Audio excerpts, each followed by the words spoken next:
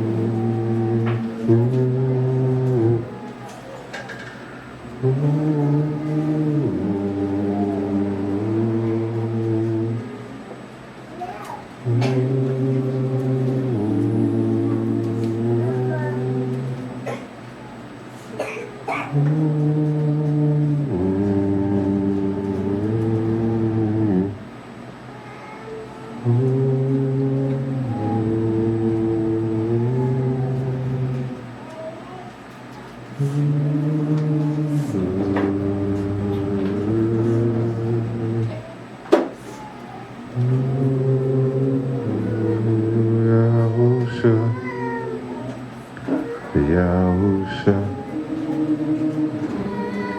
Yahusha, Yahuwah. Praise the Yahusha, praise the Yahuwah, praise the Yahusha, you praise the Yahuwah, you praise the Yahusha, you praise the Yahuwah, you praise the Yahusha, you praise the Yahuwah, you praise the Yahuwah, you praise the Yahusha, you praise the Yahuwah, you praise the Yahusha, say and Todah, say and Todah, say and Todah, we say and Todah to Yahuwah, to Yahusha, you praise the Yahuwah, you praise the Yahusha, we scream and Todah, Todah, we scream and Todah, Todah, we say and Todah, for the redemption. We say and Todah, for the cleansing, for the Aruka. Give praise to Yahusha, for the Aruka. Give praise to Yahusha. We say and Todah, say and Todah. We say and Todah, say and Todah, say and Todah, for the Aruka, for the redemption, for the redemption, for the salvation from the enemies. We say and Todah, say and Todah, Yahuwah, we need you. Yahuwah, we need you. Alua is with us. Yahuwah, we need you. We say it Toda. You are with us. We say it Toda. Alua is with us. Singing those praises. Going in worship. Going in praises. Going in worship. Down in submission. Walking in submission.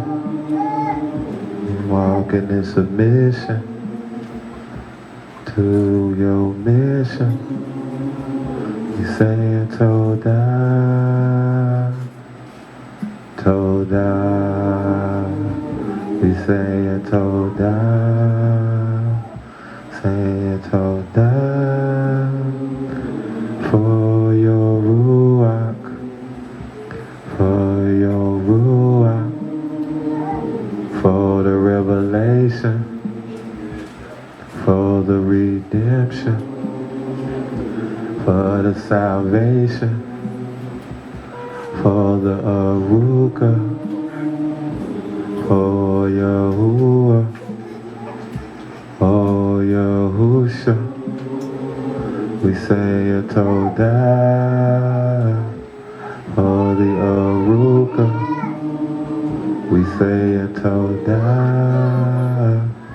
to Yahuwah for the worship, for the praise, for your Ruach, all our days in your body, we in your house. In the body, we're mishpachah.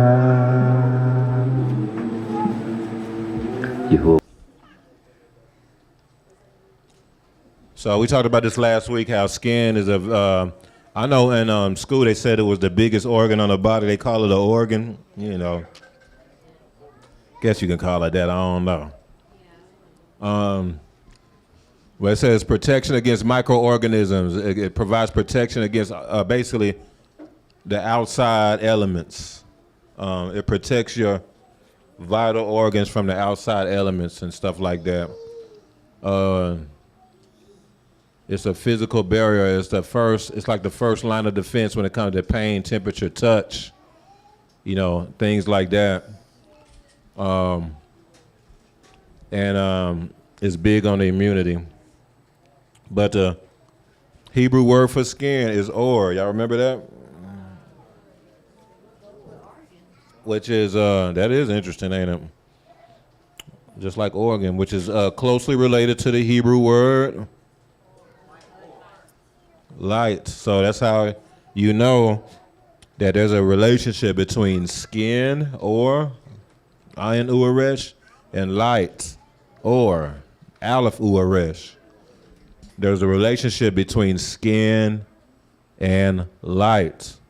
They are related to each other. And so the breakdown for skin is to experience being attached to the chief. The skin is a covering. It covers. It covers you. It covers you and protects you from the outside elements.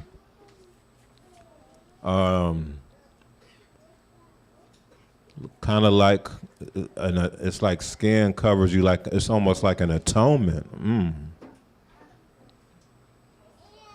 It's almost like an atonement, because remember we read Bereshit 1, well, Bereshit 3, when Adam and Kawah sinned, Yahuwah, the scriptures say that Yahuwah put skin over them to cover them after they sinned. So it's like skin is related to an atonement. They tried to use fig leaves. That wasn't through. It didn't work. And so Yahuwah put skin on them. It doesn't, it just says skin. Put or on them. That's what it says. Now,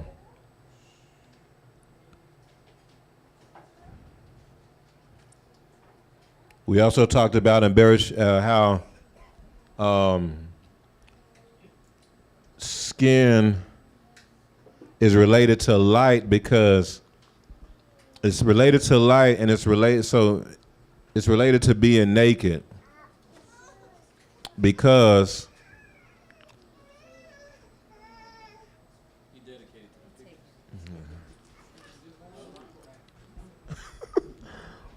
because the idea is being without any darkness. It's about being without any darkness, being full of light. So being naked means everything is in the light, nothing is in darkness, nothing is hidden. You get what I'm saying? So that's an aspect of why skin is related to light Hebraically. Because skin that's what naked is when all of your skin is showing. There's nothing hidden. So you see here in Bereshit 1, it says, therefore a man shall leave his father and mother and be joined to his Isha, and they shall become one flesh. And they were both naked, the man and his wife, and were not ashamed. So that, again, that goes back to everything being out there, everything being exposed, being able to expose yourself and not be ashamed. I know Uriel said she heard something like that earlier today. Something about someone being ashamed or something like that. Embarrassed, which is ashamed. That's basically what it is. Or related to ashamed. Go ahead. I just want to say, like last week you said you had made a mistake with Bereshit too. Oh, you so right. Toda. Oh, man. Toda Rabbi Ima. Bereshit 2. Bereshit 2, you so right. Toda Rabbi. So, then we look at the Hebrew word for naked, which is arom. Arom. Now remember, the Hebrew word for light is or, which is aleph resh. Y'all following? So the word for naked is arom, and the Hebrew word for light is these three letters, just in a different order. Aleph resh is the Hebrew word for light. So you see that even the Hebrew word naked is related to light as well. It's only a one letter difference. That's arom and that's or, light. You know, like Ima, Oraya. That's the light of Yahuwah, Oraya. Who else? We got Uriel. That's really like, you know, that's light of Alua. That's really or. Uriel, Uriah. Light of Yahuwah, so it's just the same thing, just pronounced differently. Or.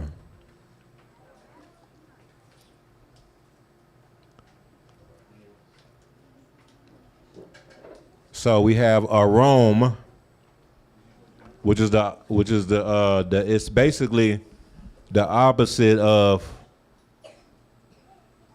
I won't say the opposite, but it's a contrast to being naked. So being naked is arom, but crafty and subtle is very close to arom. It just doesn't have the ua in there. You get what I'm saying?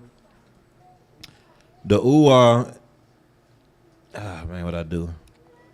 The ua, it's a tent peg that secures that secures a thing. So if the ua is not there, that's basically showing that it's arom without the ua, without the security. So it's showing you that insecurity is what leads to being crafty, being subtle. You see what I'm saying? In order to be naked, you got to be really secure in yourself. You're really secure. You just like what it is. You ever seen somebody who's just way too secure? They be a little too big for that shirt. You know what I'm saying? They be a little too big for that shirt. But they don't care. You know what I'm saying? They don't care what nobody say about them. They happy. They through. They got their belly showing and everything, and they don't care nothing about nobody. They secure, naked and unashamed. You know what I'm saying? That's the only way that you'll be able to be full of light, is that you have to be secure in Yahusha, secure in who he made you to be and how he made you to be. You're not going to be able to be this naked and unashamed before the Mishpachah if you are insecure. So the insecure, that is Hasatan. That's a trait of the serpent. The serpent, Hasatan. So he's crafty, he's subtle. That means being crafty and subtle means there's some hidden darkness. There's darkness there. He's not full of light. And so that's why it's close. It can look like light. If you look at a room, it almost looks like a room, the word for naked. They can appear like they naked and unashamed. It appears like it's saying naked. If you look at it real fast and just look at it real quick, it look like a roam. It's even pronounced exactly the same. A roam.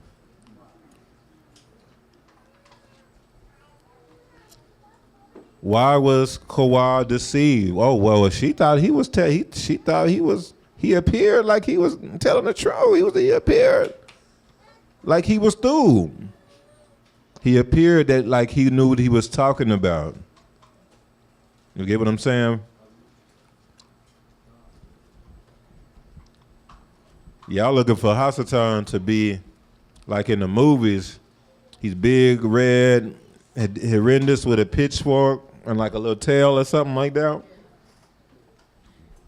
And man, let me tell you something. Hasatan can come for the sons. Hasatan can come in a dress and look extremely beautiful.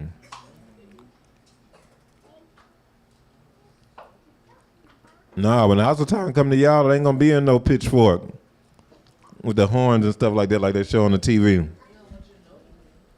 Yeah. We watch too much TV. We think that witches fly on brooms and look like an old hag.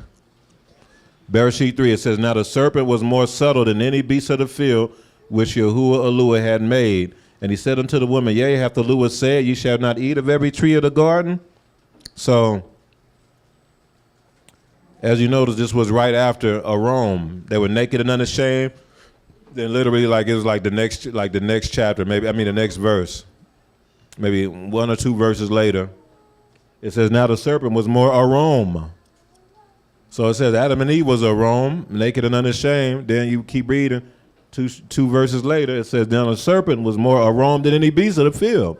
But it was crafty, subtle, was without the security, without the tin peg, without the uah.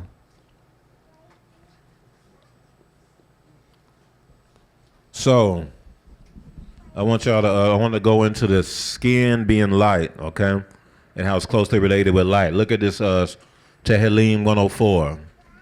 It says, bless Yahuwah, O my soul, O Yahuwah my Alua. It's on the screen. You are very great. You are clothed with honor and majesty, who cover yourself with light as with a garment, who stretch out the heavens like a curtain. So y'all see how skin is related to light here. And it's interesting because yourself is in italics, and with a is in italics. So another way you can read it, if you go straight with what the Hebrew says, it says who covers with light. Who covers with light as a garment.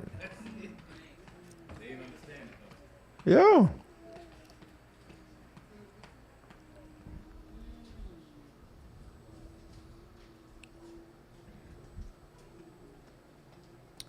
Skin is literally almost the exact same word as light in Hebrew. It's pronounced the exact same. You say or, that's skin. Or is light. This one has the iron instead of the aleph. Y'all know that traditionally there was an understanding that Adam and Kawah were originally clothed with light.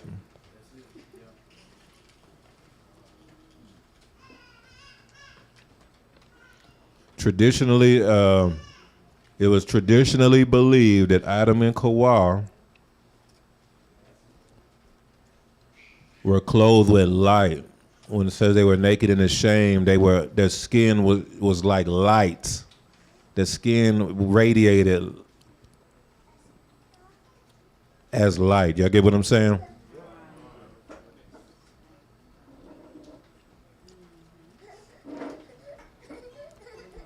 So something shifted after they sinned to where it's like they weren't, like the skin wasn't radiating like that no more. And so it's like, oh man, it's like they knew they was naked. You know what I'm saying? It's like something shifted. That's a traditional, that's a tradition, a traditional belief. It's not like specific in the scriptures or nothing like that, but it's interesting given the similarities between or and or, between the Hebrew word for skin and light. And also, what else is interesting about this is looking at this scripture. Bless Yahuwah, O my soul. O Yahuwah Ma'alua, you are very great. You are clothed with honor and majesty, who cover with light as a garment. Let's keep looking at this. Look at this. Matthew 17. Now after 6 days, Yahusha took Peter, James, and John, his brother, led them up on a high mountain by themselves. And he was transfigured before them, and his face, his what? His skin shone like the sun. And his clothes became as what? And his clothes became as white as the light. When you look up at that Greek word, it's like bright light, like lightning.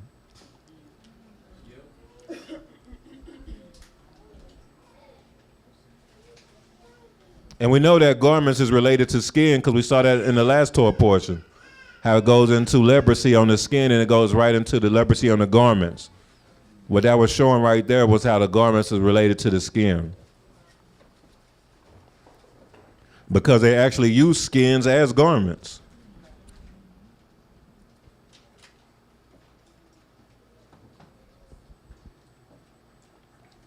Could it have been that we were never supposed to have to wear garments? That the skin was supposed to be our garment. He clothed us with like light, with radiance. Y'all ever thought about how don't no other creation have to wear no clothes? Yahuwah clothes them. It's in them. He creates them and they through. They don't gotta wear nothing. I know. You see the other nations, have a little jacket on fufu. Stuff like that. But Fufu don't need no jacket. That's what they be doing. That's just what they do. They ain't need that. I guarantee Fufu didn't care nothing about that jacket. I guarantee that. Because Yahuwah had made all of creation. We're the only, all of creation. He created that they're made in their kabod already. He clothed them already. We're the only ones. You ever thought about that?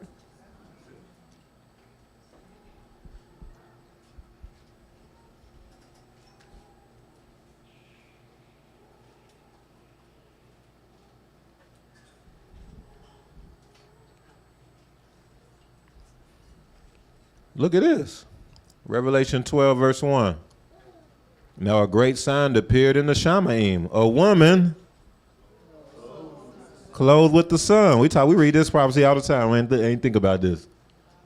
A woman clothed with the sun, with the moon under her feet, and on her head a garland of 12 stars. I was looking at Anderson. I was catching up on the Anderson teachings. And, we know that the woman is who? Man, well. Oh, man. No leadership, no. I ain't hear nobody say it. No leadership. Israel? Okay. Y'all right. Okay. Hallelujah. So, a great sign appeared in the Shamaim, a woman clothed with the sun. So, that's supposed to be the nation. It's supposed to be the people. It's supposed to be clothed with light. with the moon under her feet and on her head a garland of 12 stars. So what this is also showing is that the nation, we are the appointed times. That's the appointed times, the sun, moon, and stars. It says Yahuwah created the sun, moon, and stars for signs, seasons, times, and seasons. I can't remember how it's worded. Genesis 3:14. Go ahead and read that, Bakir Aloof. Go ahead and read that. Bereshit 3:14. Y'all don't got to go there, though.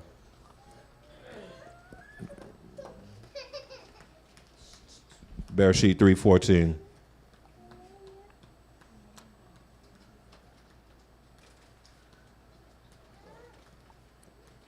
So Yahuwah Lord said to the serpent, because you have done this. Genesis 1:14. That's my bad. Or Bereshit 1:14. Then the Lord said, let there be lights in the firmament of the Shamaim. Let there be what? Lights. Is that or? I don't know. Is that or? Khan. Hallelujah. All right, let's keep going. Let there be lights in the firmament of the Shamaim to divide the day from the night, and let them be for signs and seasons. There we go. And for the days and years. Right. So that's seasons is Moedim, which is the point of time, huh? Ma'or. Mayor. So it is related to or. Okay. Okay, that makes sense. Because really what that says, oh snap, you know what that is saying, right? Let me see that. It's a light to the, what, you going to say it? Yeah. Hey, you see that? Yeah. So Ma'or is a light to the nations, which, dang, that's similar to menorah, ain't it?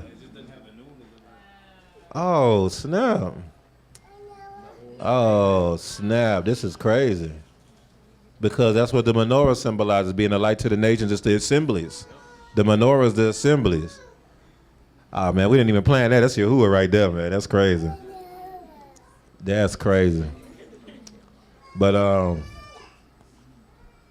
nevertheless, the nation of Israel is supposed to be clothed with the sun, clothed with light, garments of light. Supposed to be no darkness. We're supposed to be a people that are naked and unashamed. You see what I'm saying? And because and we're supposed to be fruitful. That's why you notice. That's why you notice that the woman is pregnant. Let's go to Revelation 12, y'all.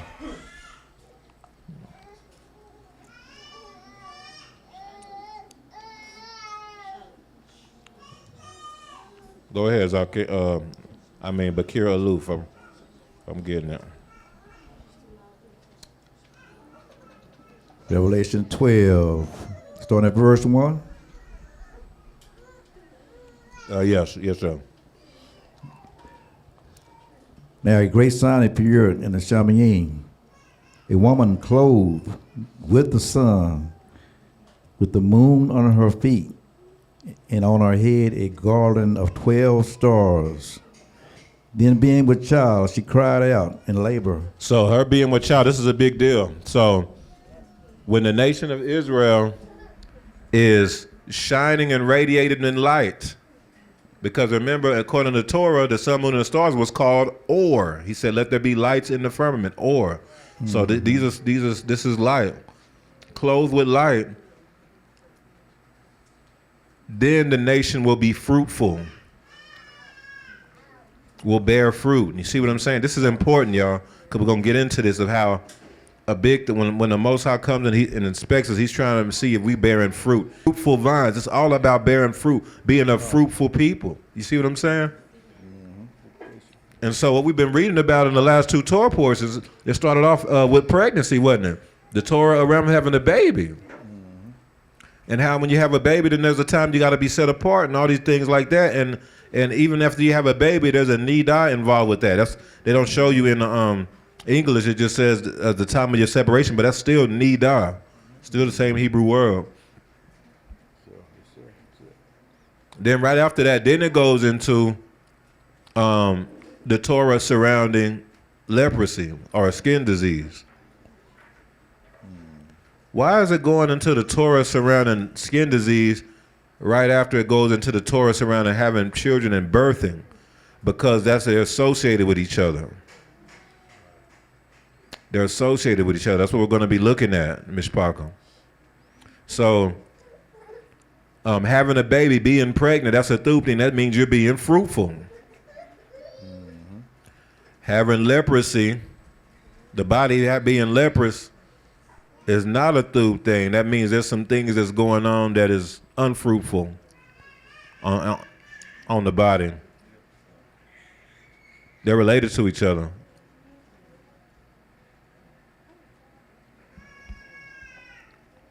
And then it goes into the Torah surrounding garments. Then it goes into this Torah portion, which goes deeper into the healing of leprosy. Then it goes into the healing of leprosy on the houses. The house, right? Then it goes into the discharges in nidah. Keep all that in mind. Because it's all surrounded around being fruitful. So and this is a third thing because, number one, the nation is clothed with light. All the lights. Verse 2, the woman is pregnant. That means it's actually being fruitful. And about to give birth. All right, verse 3, go ahead. And then another sign appeared in the Shamayim. Behold, a great fiery red dragon having 7 heads and 10 horns, and 7 diadems on his heads.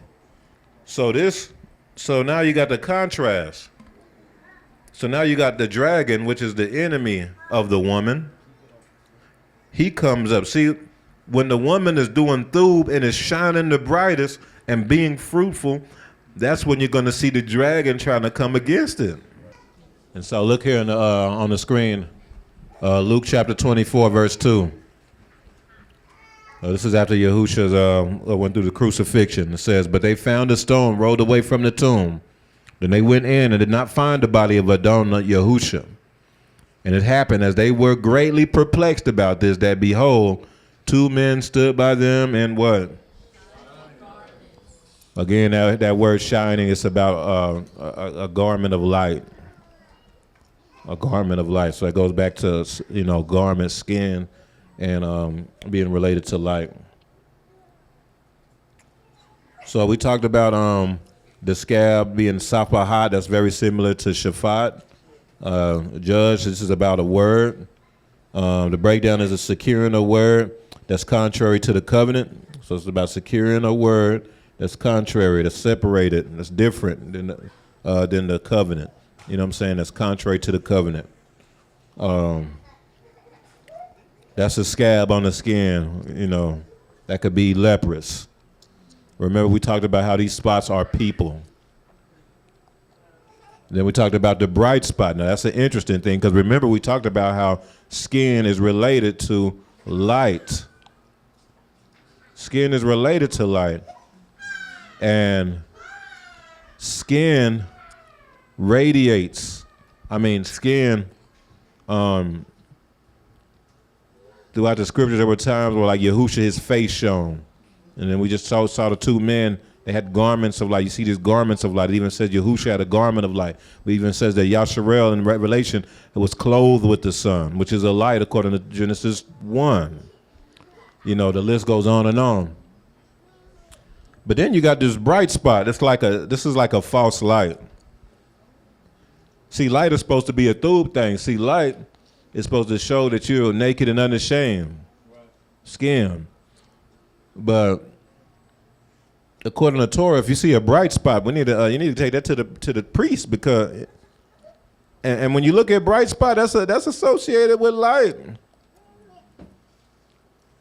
The root word, I'm trying to remember, it's like bahir. I think it's bahir. Yod resh. Bet hey yod resh. Let's see if somebody what does that root word mean, bahir? Bet Hey Yod Resh. Let's see if I can find it real quick.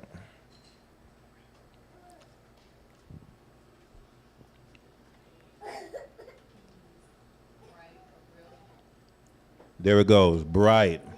Shine. Let's see here. I'm almost there.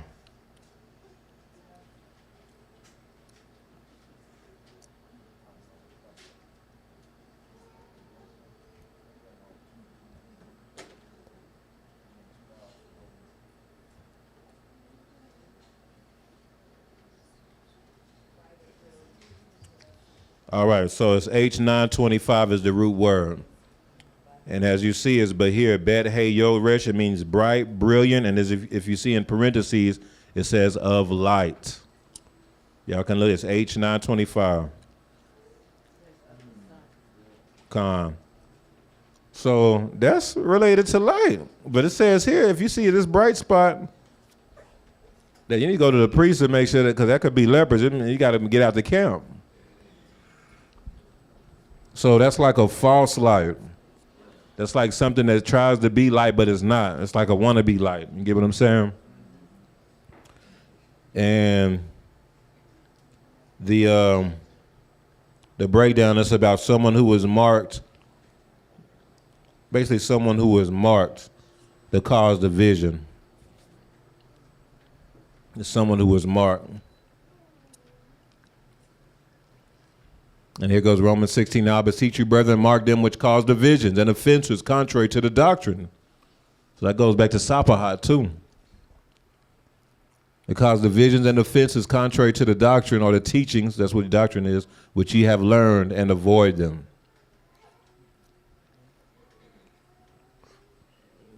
All right.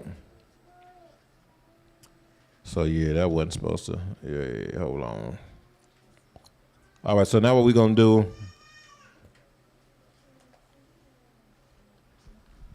we're just going to do Jude 1 real quick.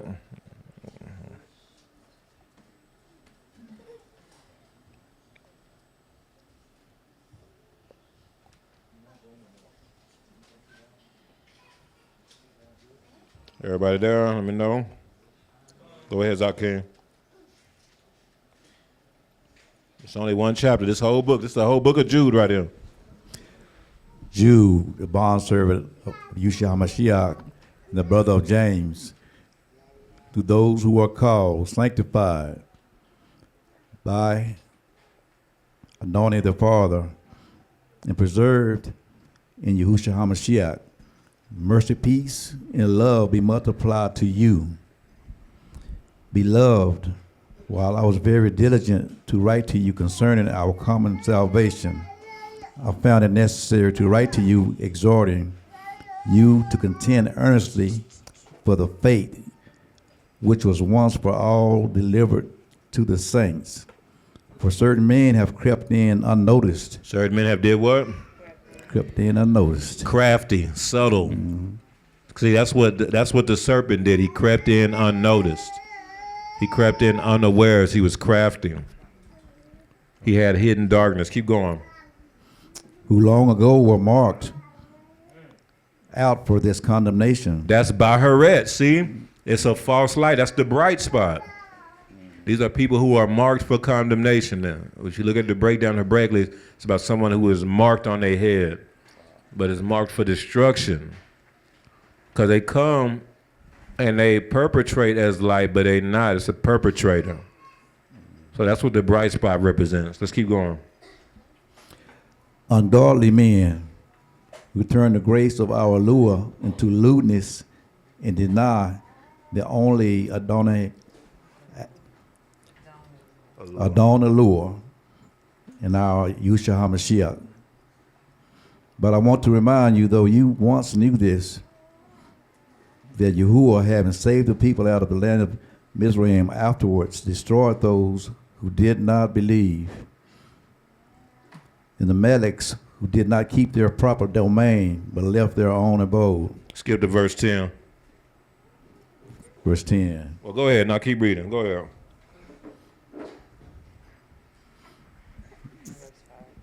Verse 5. My apologies. But I want to remind you, though you once knew this, that Yahuwah, having saved the people out of the land of Miriam, afterward destroyed those who did not believe. And the Meleks who did not keep their proper domain, but left their own abode. He has reserved in everlasting chains under darkness for the judgment of the great day. So you know it says here in verse 5 that Yahuwah destroyed the people after they were delivered out of Egypt. He destroyed many in the wilderness who did not believe. It was because of unbelief. Because what happens is, this is how Yahuwah does it. A lot of times, you can't even put him in a box, but a lot of times this is how he did it. He'll pray. He knows where your unbelief is at, so that's where he's gonna press you at. And then it's gonna show, and then you end up folding. You ain't gonna be you're gonna fold. You get what I'm saying? Let's keep going. Verse 7, as Sodom and Gomorrah and the cities around them, in a similar manner to these, having given themselves over to sexual immorality and gone after strange flesh, are set forth as an example, suffering the vengeance of eternal fire. Likewise, also dreamers defile the flesh, reject authority, and speak evil of dignitaries. They speak evil of dignitaries. So this goes back to speaking against the head, speaking against leader. They speak evil against authority. That's a scab. Yes, the rebel. That's what the leprosy is. That's what the scab, the sapahat. I didn't put in the swelling. The swelling. I remember the swelling was the first thing that you got to watch out. If you see a swelling in the skin, it could be leprosy. You're supposed to get examined by the priest. And remember, the swelling is about being lifted up, being exalted, being prideful. You get prideful, so it's pride. It's about a word, so trying to secure a word. You're holding on to a word that's contrary to the covenant. Why are you holding on to that word when we don't? That's not what we teach. Why are you holding on to that when that's totally against what we've been speaking on, what we've been saying? Sapahat, scab. You know what I'm saying? Right. Leprous. You one of them spots that might have to go. Cause see, this is the thing I learned. If somebody holding on to a word contrary to the covenant, that just means they probably just not supposed to be here. Cause you can't. I thought I could just show you, and then you'll change. Oh, it's clear. Look, see, cause the scriptures say this, and you can go over here and here's a fifth witness showing, see, Yahusha HaMashiach, see? And this is why we do it this way. This is, see, and not because they'll sit there, they'll let you spend all that time and then go right along, still holding on to that word that's totally against the covenant, totally against what we're doing. I can't remember any time was there any time when someone was holding on to a word as contrary to the covenant that we be able to actually talk them into and show them, and they'll be like, oh, you're right, and I was wrong. No.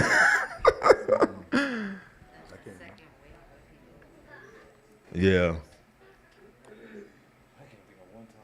Yeah, I can't. Now, there were times when, I'm not talking about, that stuff would be like, I need more understanding on it, or I looked at it a different way, and then we talk it through, okay, I see, all right, and then move forward. I ain't talking about that. And I'm talking about like real stuff like Yahusha. The real stuff. Like Yahuwah, Yahusha, things like that. And somebody holding on to something against that, all the talking, I never remember that ever working. Because it's usually a sign that they done, they gone. Let's keep going. Verse 9. Yet Michael, the archangel, in contending with the devil, and he disputed about the body of Moses, dared not against him a rivaling accusation, but said, Yahuwah rebuke you. He said that the archangel Michael dared not speak against even Hasatan. So just, again, we talked about this last week, but this is just reiterating, because this is very significant, very important. Because we know that Hasatan wicked. But the archangel Michael knew it was out of order to even speak against him. But y'all you so prideful to speak against you who is anointed though. Yeah, like you. Oh yeah, you know better than them. Oh yeah, you would have did it. You would have, if it were me.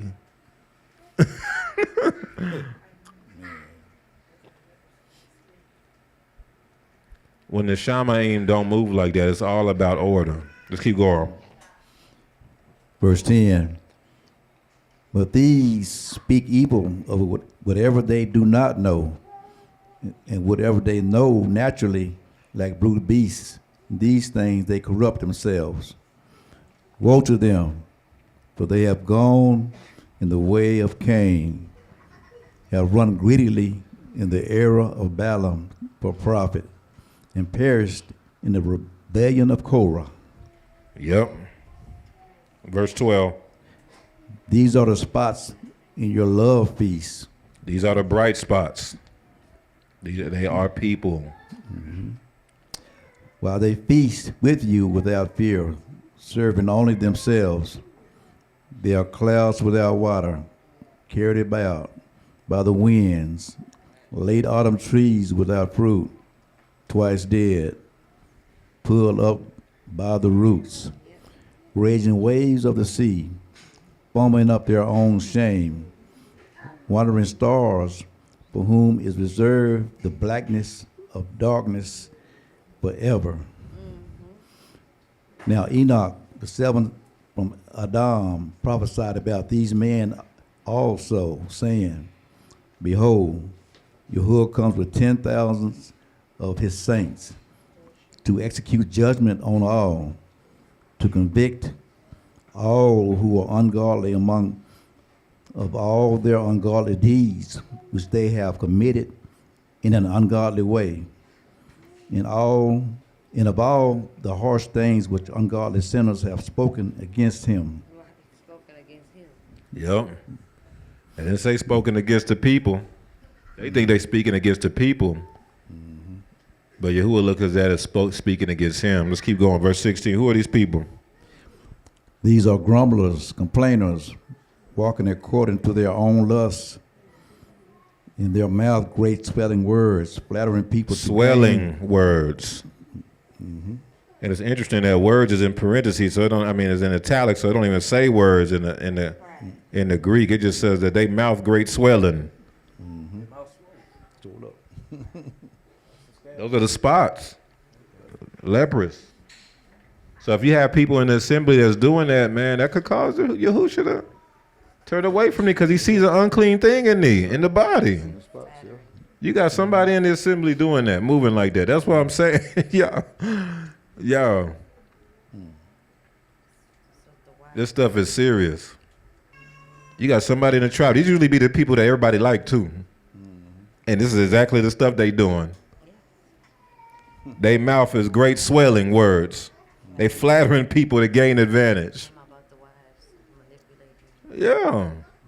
Like, these be the people that everybody love them, and then because that is a spot in on the body, that's leprosy on the body. And if there's leprosy on the body, what does Torah say? They got to be out. The body has to go out of the camp because they are unclean. And we want Yahusha to be in the midst of us. We need Yahusha to continuously be in the midst of us. We don't want him to turn away from us because he see an unclean thing in us. See what I'm saying? Yes, sir. I know what y'all thinking. Oh, well, he's really a through person. We can counsel him and then he'll change. We tried that. No, don't work. It don't work. Yeah, we've been doing this thing for a minute now. Yep. And we're going on. Yeah, we about to be in year 6 in this thing, man. Let me tell you something. I can't think of when that ever worked either. Not long term. That's it. It's not. You'll do a counseling and then they'll stop for maybe a month or two. Be right back on it, boy. Right back at it. Right back at it. So I can't think of See, this is the thing. Yahuwah has given us what we need to be through. So if you through, you just gonna be through. It ain't really gonna be a whole lot of striving like that. It's like if you through, you're gonna be more through and more through when you're gonna ascend. That's why the Malek's been talking about ascension and how that's what we gotta look at. Look at who's ascending, because that's a sign that they are through. They're gonna naturally ascend and ascend. If you're not through, you're just gonna be not through, and you're gonna be more and more not through. There's no counseling that's gonna change that, because you love them and stuff like that. So what it means is when they become more not through, that means that the spot is spreading. That's what it means. It means that the leprosy is spreading, and according to Torah, if the leprosy starts to spread, that can cause the whole body to have to be out of the count. Unclean. So we can't do that, huh? Let's keep going. Yeah. Flattering people to gain advantage. But you, beloved, remember the words which were spoken before the apostles of our Adonai, Yahusha HaMashiach, how they told you that there would be mockers in the last time who would walk according to their own ungodly lusts. These are sensual persons who cause divisions, not having the Ruach. But you, beloved, building yourselves up on your most Kodesh faith. All right, let's keep going. Let's go to Bamidbar chapter 12.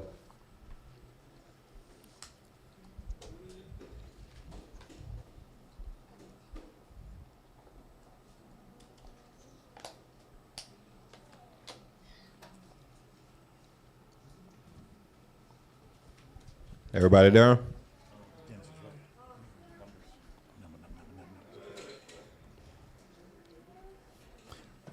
Starting at verse 1. Yes. Khan. Then Miriam and Aaron spoke against Moshe because of the Ethiopian woman whom he had married. For he had married an Ethiopian woman. So why did they speak against Moshe? So they probably, if you really read this carefully, they probably were speaking against his Isha too, wasn't they? Yep. Yeah. Yes. So remember what Amet was talking about last Shabbat? She was telling the Nidda-Being, hey, y'all coming against me, that's the same as coming against me, Mushal. You know, y'all can't think it's all through, come against me. You respectful to Mushal and think it's all through. Notice that you coming against the Isha, you coming against his Ish, her Ish as well. And so it's interesting that this is an example of that. Miriam and Aharon, this is his siblings too. They speaking against Moshe and his Isha. Keep going, verse 2. So they said, has Yahuwah indeed spoken only through Moshe? Has he not spoken through us also? And Yahuwah heard it. Now the man Moshe was very humble, more than all men who were on the face of the earth. Suddenly, Yahuwah said to Moshe, Aharon and Miriam, come out, you three, to the tabernacle of meeting. So the three came out. Then Yahuwah came down in the pillar of a cloud and stood in the front, and stood in the door of the tabernacle and called Aharon and Miriam. Y'all know what Aharon means?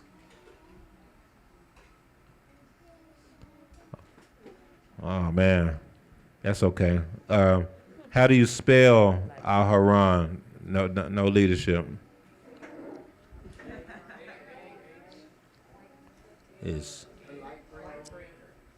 Aharon is about light. It's very similar to Or. It's Aleph Hey Ua Resh, I believe. No, Aleph Hey Resh Ua Nun. So it has Or in it. It has Aleph Ua Resh in it. It's associated with light. It actually means light bringer. Y'all get it? Yes, sir. Okay, let's keep going.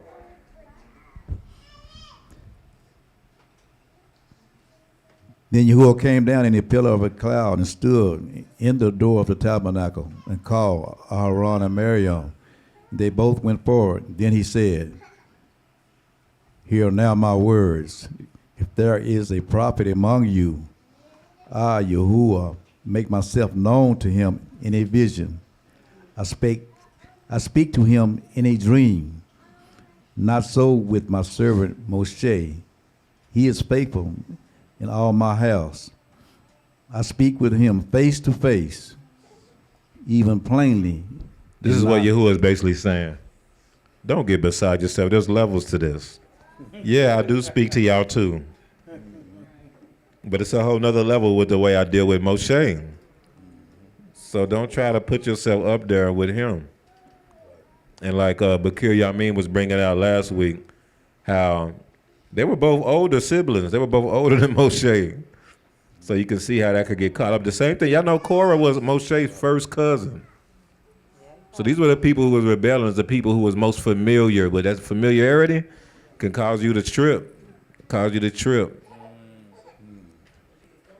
Yeah. Yeah. Let's keep going. I speak with him face to face, even plainly, and not in dark sins. And he sees the form of Yahuwah. Now listen to this question. Why then were you not afraid to speak against my servant Moshe? Y'all hear this question? How was you not afraid to do this? This is what James was saying. Like, man, they speak crazy against the dignitaries when even the archangel wouldn't even speak against Hasatan. Like, how were you not afraid to do this? Like Moshe, I showed clearly. Like I had used him to split the sea to deliver y'all out of Mitzrayim. I used him to literally topple the whole kingdom of Mitzrayim. How were you not afraid to speak against my servant, man?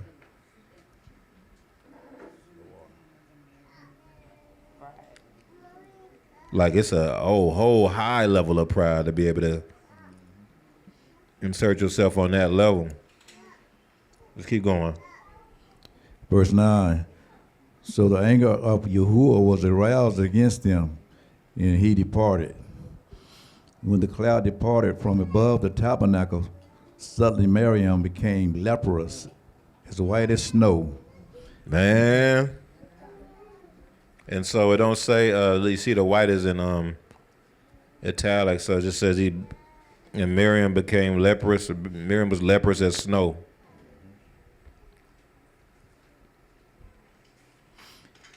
Then Aaron, So she was covered in the bright spots. Now remember that the skin is related to light. And you see the scriptures about being clothed in light and things like that, but leprosy is like a false light.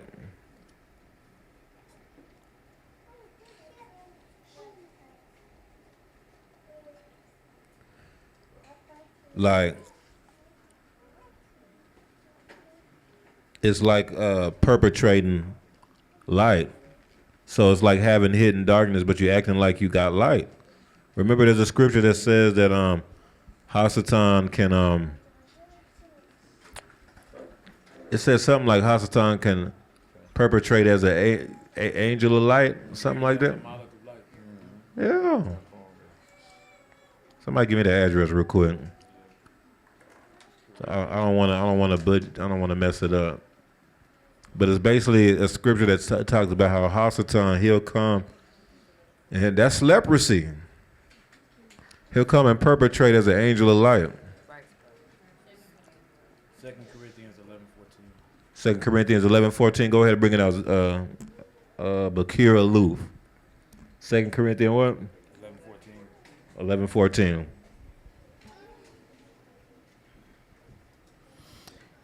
And no wonder, for Hasatan himself transforms himself into an angel of light.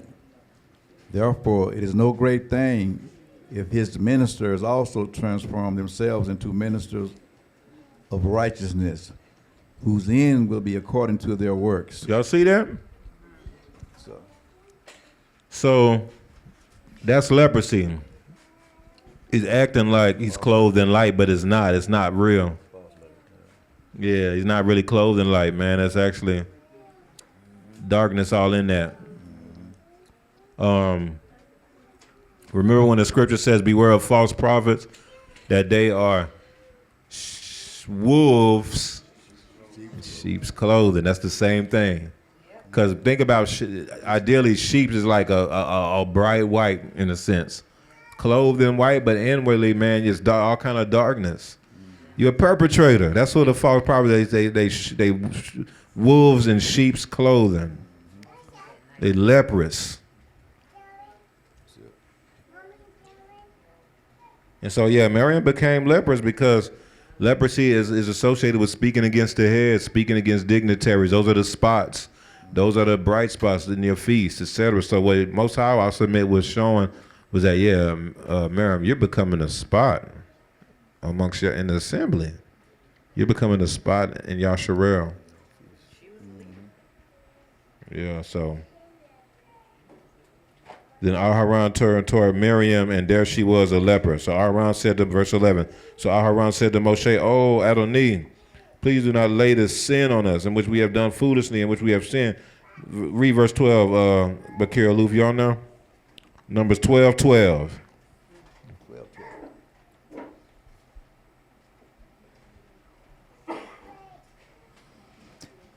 Please do not let her be as one dead, You see what they say? whose flesh is half consumed when he comes out of his mother's womb. Oh, stillborn? Oh, man. That's how Aharon interpreted her leprosy. Please don't let her be as one dead, as one whose flesh is half consumed when he comes out of his mother's womb. So this is about being fruitful. This is about being unfruitful, basically.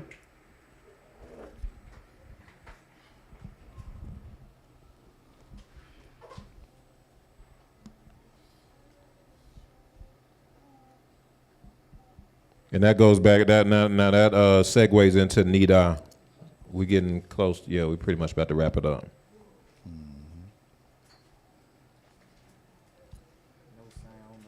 Nidah.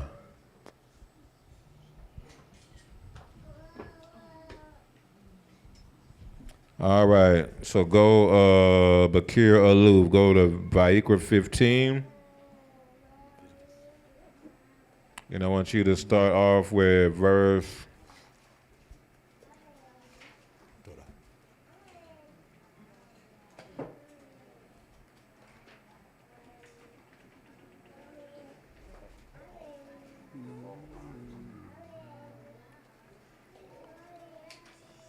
19.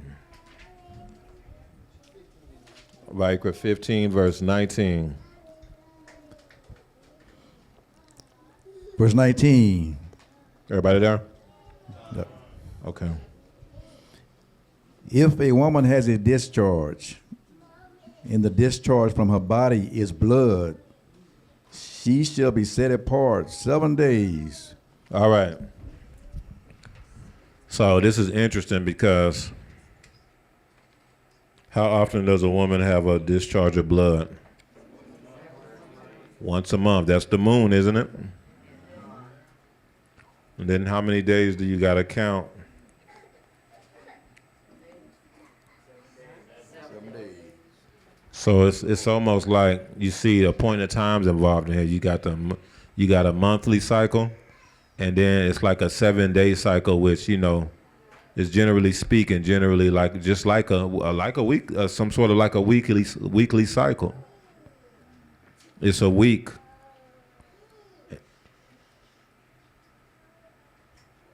So it's showing you, even here, that the woman is associated with the appointed times. And what it could also be showing us right here is that the nidah is related to the nation of Yasharel, which is the appointed times. Wow. Y'all get what I'm saying? All right, let's keep going. And whoever touches her shall be unclean until evening. Everything that she lies on during her impurity shall be unclean. Also, everything that she sits on shall be unclean. Whoever touches her bed shall wash her clothes and bathe in water and be unclean until evening. And whoever touches anything that she sat on shall wash his clothes and bathe in water and be unclean until evening. If anything is on her bed or on anything on which she sits, when he touches it, he shall be unclean until evening. And if any man lies with her at all, so that her impurity is on him, he shall be unclean 7 days. And every bed on which he lies shall be unclean. This is serious. Verse When it 20 comes to the nidah. Keep going. Verse 25. If a woman has a discharge of blood for many days, other than at the time of her customary impurity, or if it runs beyond her usual time of impurity, all the days of her unclean discharge shall be as the days of her customary impurity. She shall be unclean. Every bed on which she lies, all the days of her discharge, shall be to her as the bed of her impurity. And whatever she sits on shall be unclean, as the uncleanness of Now her y'all impurity. see why? Y'all see why the Torah says that he see no unclean thing in thee and turn away from thee. This is important, because during the time of the nidah, anything she touched on is basically unclean during that time period. This is why even here we have certain things when it's that time for the akiot, that we set in place, just in line with that. Also, we didn't go into this, but we talked about this before. This is the only time when a married couple are not able to lay with each other is when the woman is during this time of the month. It's actually a big deal to where the scriptures say anyone who does that is to be cut off. We're talking about married people. We're not talking about fornication, adultery, or nothing like that.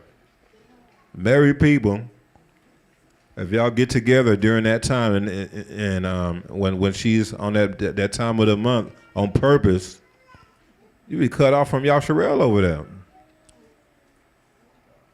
So there's something very significant about this.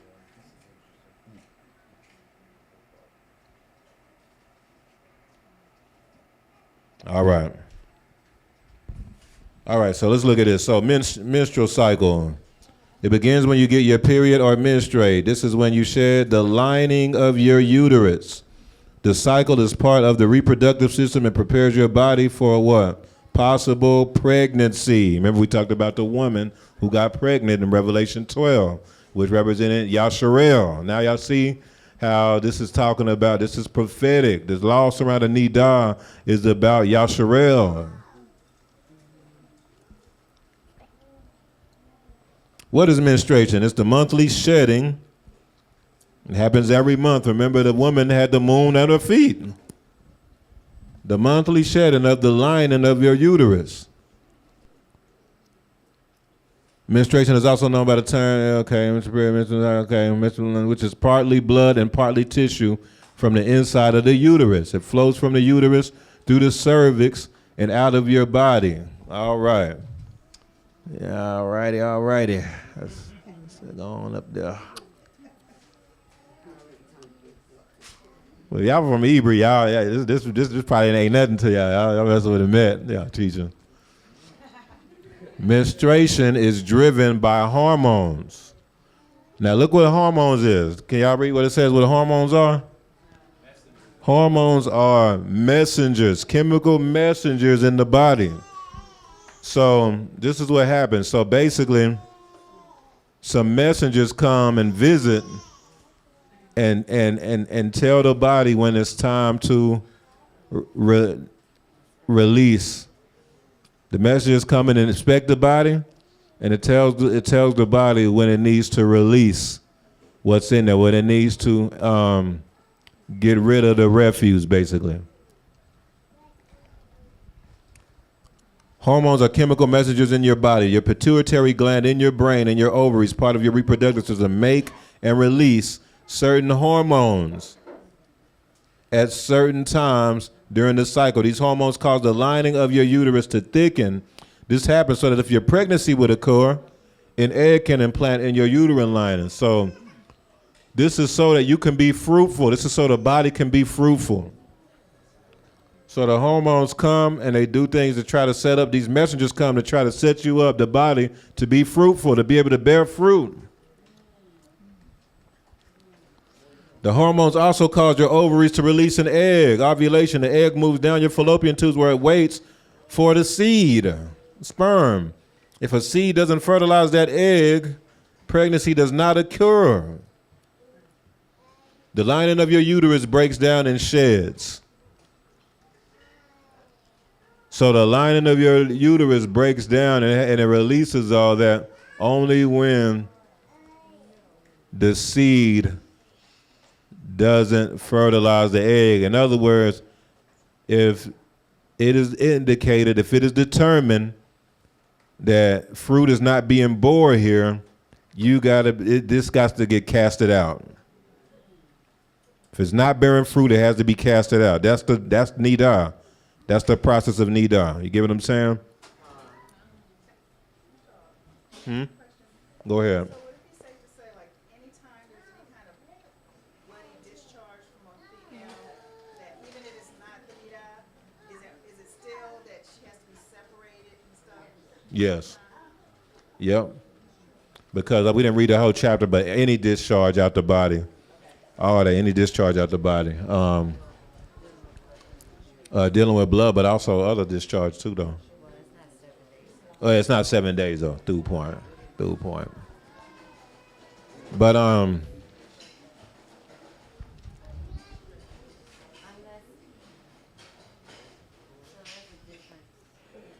this is about, it's okay, hold on.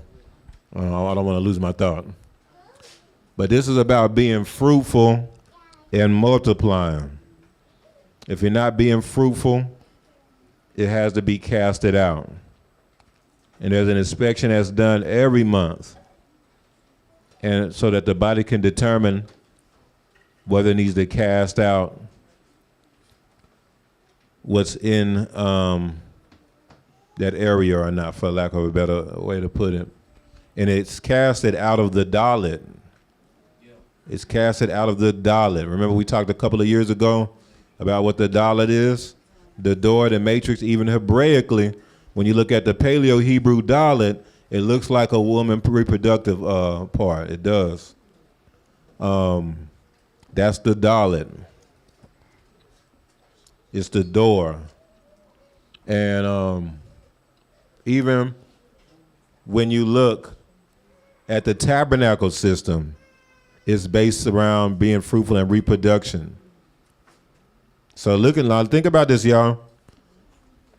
The sperm is the seed. The seed is the word, right? The seed is the word according to the scriptures. It's symbolic of the word. This is about being able to receive the word. If you can receive a word, if you can receive the word, it'll bear fruit. I pray for that almost every Shabbat. If you receive the word,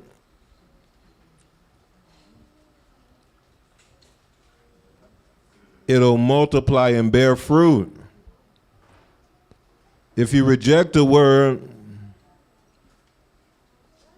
that means the seed didn't penetrate. It's time to cast out.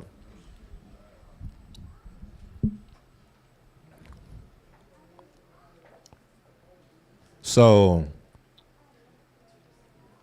keeping that in mind,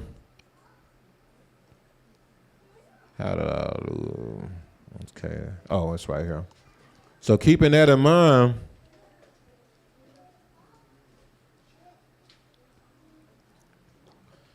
Nidah actually means to cast out and to drive out, y'all.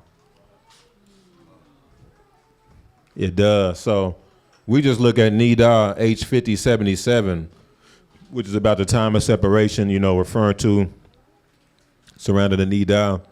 But that same word is H5079, which means to cast out. H5080, which means to drive out.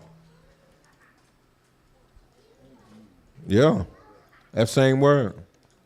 It's just a different vowel point, so it's really the same word. So here's an example. Nidda-Being chapter 30, verse 4. If any of you are driven out to the farthest parts under heaven, from there Yahuwah your Elohim will gather you, and from there he will bring you. This is in reference to being scattered to the four corners, driven out of the promised land. That's Nidah. Y'all look it up. H5080. That's Nidah. I mean, it's pronounced, Nada. But it's the same. Y'all get what I'm saying? It's the same word. It's a different vowel point, so it would be pronounced Nada for H5080.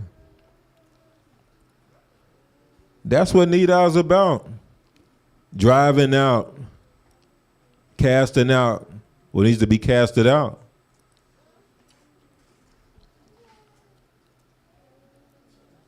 Like, Nidah is the breakdown. Like, it's about the seed having access to revelation. The seed having access to revelation. Through the casting out and the driving out of those who are not fruitful, that enables the seed to have access to the revelation. So Nidah is also, in contrast, it's about the seed not accessing the revelation. It's also about the seed not accessing the revelation. They had to access. The door is right there, but they're not accessing the revelation. They're rejecting the revelation, so they are casted out. They're driven out.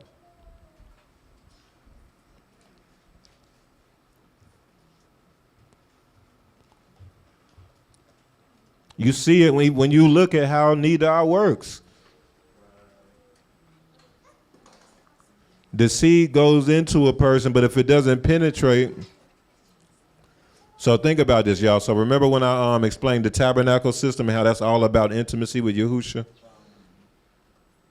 And how, so the door, so we talked about what the dalet is. So the real dalet is in the tabernacle. So you got the holy place, which is really, that's the canal. You go in the holy place. And then you got the Holy of Holies. So you go in the holy place. That's the canal. If that's the canal, then you got the Holy of Holies behind the veil, which is the womb. W-O-M-B. The womb. It's about being fruitful. It's about being fruitful and multiply. That's why the woman in Revelation 12 was pregnant. And so the priest, which represents Yahusha, will go into the holy place every day. That's the intimacy with the Most High. The priest will go into the holy place every day. Remember, the priest represents the bridegroom, Yahusha. He's going into the bride every day. Married folks. Every day. Because I know I'll be in some of them, I'll be in some of the counseling discussions, and y'all think once a month is through, and usually be the Easter, be like, man, nah, man. You know what I'm saying? It'd be more than that, man. That ain't through. When it come to Yahusha, it's every day. The tabernacle system he set up is so that we can be and have intimacy with him, so that he can dwell with us.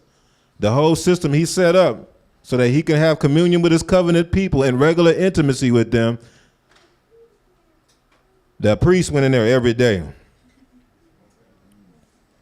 Boker and Arev. Every day in the morning and evening.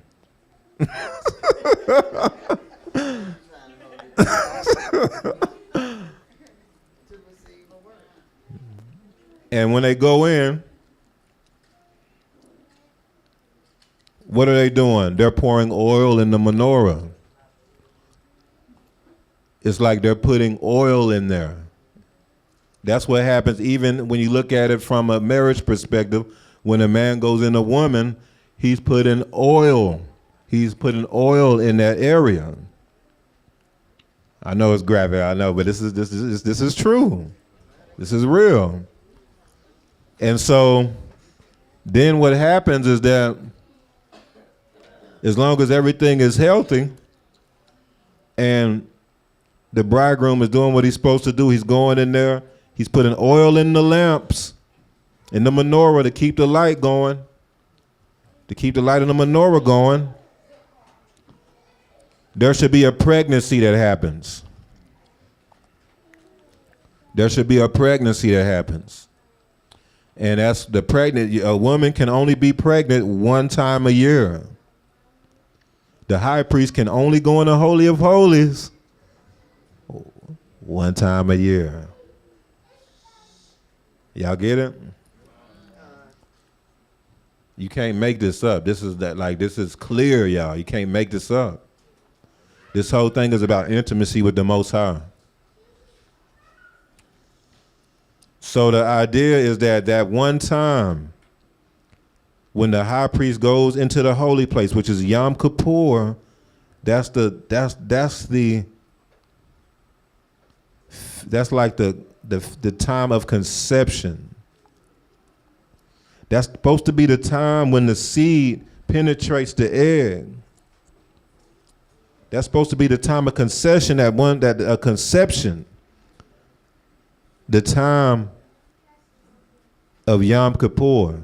That's why the time period between Yom Kippur and Pesach is how long? The second Pesach is how long? It's 9 months. The time between conception in a human being from two married people and the birthing it's exactly 40 weeks between Yom Kippur, when the high priest goes into the Holy of Holies. I know this is a refresher from 2 years ago. Exactly 40 weeks, 9 months roughly, between the time the high priest goes into the Holy of Holies and the second Pesach. Hold on, what day is today?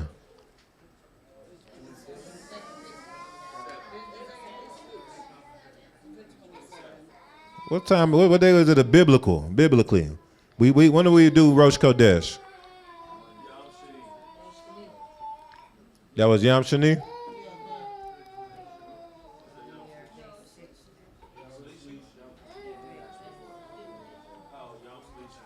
Yom Shlishi. Okay, so it's day 5. Day 1 starts Yom Revi'i. It's day 4. Okay. So we're 10 days away from the second Pesach, roughly. Because Pesach is all about a birthing. The conception was supposed to happen Yom Kippur, and then Pesach is the time for the birthing. That's why, what did we see this Pesach? We saw the birthing of a nation. Every Pesach, something was birthed. Y'all know that Rebirth ATX was birthed from Pesach 2018. HRT was birthed from Pesach 2019. I was there, I remember. Okay, May 7th. Okay.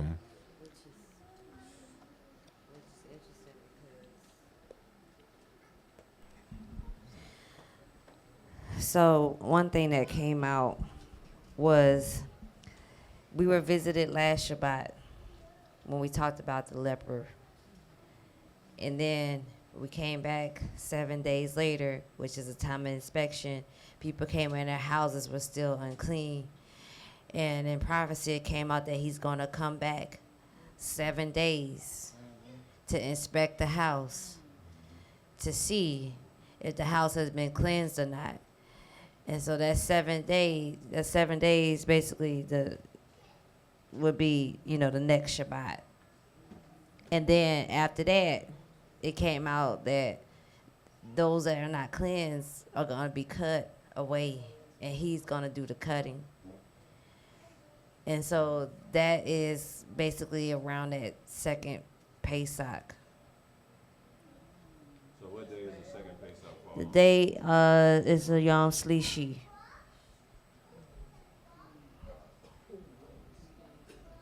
So it's 3 days after that inspection.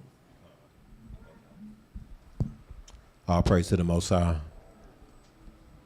So that's where we at, Ms. Parker. That's the significance of this whole.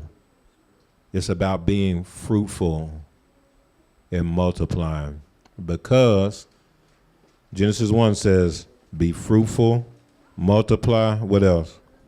Oh, my bad. I think I have it on here. Hold on. Let me just. Here you go. I got it on here. All right. Oh, man. All right.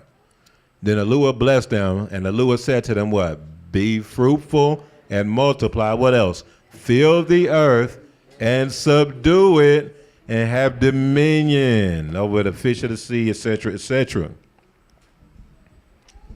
So it's important to be fruitful, because when you start bearing fruit and multiplying, then it's time to have dominion. That's why nidah is closely related to what? Radah. Yes. Nidah is related to Radah. It's related to dominion, because remember, Radah is about being the head over access to the revelation. It's about having control of the information. He who has control over the information has dominion. He who has access to the revelation has the dominion. That's why on the Radah on the radio, there's only a certain people group who runs all the radio stations. And they control exactly what's put out of there, because these other nations, they understand that he who has control over the information has the dominion. Well, it's interesting that it's called radio, Radah.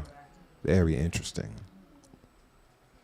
So nidah is about not accessing the revelation. So what happens is, when you don't receive or don't access the revelation, like this, for example, what we was just bringing out about the tabernacle system and how it's all about intimacy with the Most High, and how all that lines up what we just talked about. And it's important, because then it shows you the importance of having intimacy with Him, and making sure that you do what you need to do to set apart time with the Most High every day. You know what I'm saying? But if you don't receive that word, that seed, that sperm, if you don't receive that and let that come in you, don't let that enter into you, then it can cause you to be casted out. It can cause you to be driven out, because, you might not take seriously intimacy with the Most High. You might not. You weren't really listening. We broke that down. You didn't really, or you didn't understand it and didn't ask questions, so you didn't really you didn't receive that revelation. And so you're not bearing the fruit that comes. See, Yahuwah don't just give us revelation just cause. He don't just give it to us so we can be like, man, that's deep. Man, hold up. No, he gives it to us so that it can turn into something, so that it can penetrate in us and bear fruit, bring forth yield, that he'll come and then he'll be pleased with it. You know what I'm saying? All right. So the nidah is, the nation has to do the nidah. It's imperative in order for the seed to be released proper, in order for the things that needs to be casted out and to be driven out. So nidah is really like the body is literally driving out this stuff that's not bearing fruit. The stuff that's not multiplying is really literally dry. That's why when a woman's, when it's that time, she drained. It's a time of separation. The Most High said, man, she needs to be set apart. She don't need to be in this, in the tabernacle in the temple during that time. She needed to be set apart for 7 days. You're not even with your ish. None of that. For real. Very serious. It's so serious that, man, anything she sits on is unclean. Anything she lays on is unclean during that period, during that specific time when she's driving out the stuff that's not fruitful, bearing fruit. It was a custom, it's a tradition for during that time that the woman sleeps separately from her ish. From that time, during that time period. That's a custom our people have done for thousands of years. Just because of these Torahs like that, because of things surrounding these Torahs.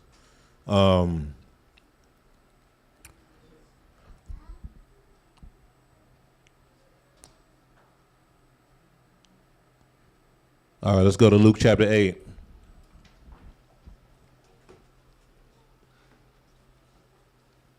Almost done, y'all. This is, I think it's 2 more slides.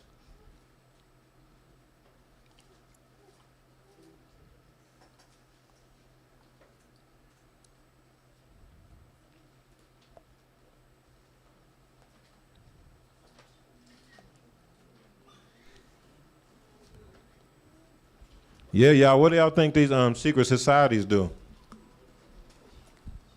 What about Masons? When you 33 degree or above, there's like supposed to be this hidden revelation, this hidden, they call it a secret society. Why do you think they call it that? Because it's supposed to be this hidden revelation that they have, that they're not allowed to reveal like that. Because it's supposed to be like due to this revelation that they're joined together due to this revelation, and it gives it it's like there's certain type of power that they have, and dominion that they have due to whatever this secret information that they have amongst each other. You know what I'm saying? And it's probably true, because they probably dealing with Hasatan. Yeah, he don't do nothing but try to be like Yahuwah.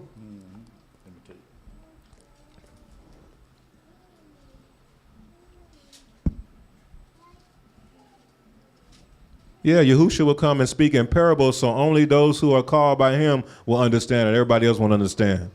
All kind of revelation Yahuwah will bring out only for his people. He'll speak it in parables, and he'll make it to where his people got it down. And everybody else is either don't understand it or they actually reject him for the word. That's why it says that these are people who speak against what they do not know. All right, let's start with verse 43. Let's go. Now a woman having a flow of blood for 12 years. For how long? So you notice this is even showing you here that this is surrounding Yasharel. Keep going. Who had spent all her livelihood on physicians and could not be healed by any. So this is somebody who wanted to be healed. She had that means that she was on her nidah for 12 years, y'all. Like nonstop. So remember, according to the Torah, what does that mean? You got to be set apart. You can't, like everything you touch is unclean. You can't, you can't be with no husband during that time, nothing, So of course she probably wasn't married, but, keep going. Verse 44. Came from behind and touched the border of his garment. And immediately her flow of blood stopped. After 12 years. Keep going. And Yahusha said, who touched me?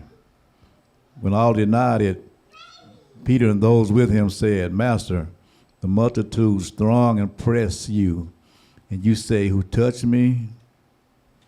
But Yahusha said, somebody touched me, for I perceived power going out from me. Now when the woman saw that she was not hidden, she came trembling and falling down before him. She declared to him in the presence of all the people the reason she had touched him and how she was healed immediately. And he said to her, Daughter, be of good cheer. Your faith has made you well. Go in peace. While he was still speaking, someone came from the ruler of the synagogue's house, saying to him, your daughter is dead. Do not trouble the teacher. And when Yahusha heard it, he answered him, saying, do not be afraid, only believe, and she will be made well. You can stop there. But you see a woman here, y'all, who had a nonstop nidah for 12 years straight. So now that we understand what nidah means,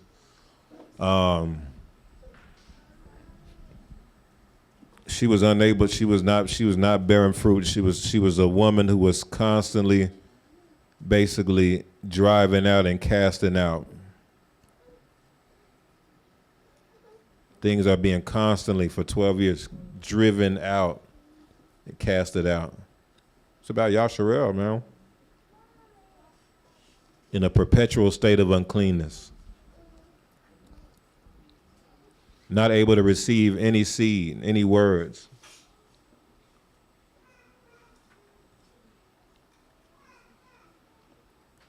And then she met Yahusha, and it immediately stopped.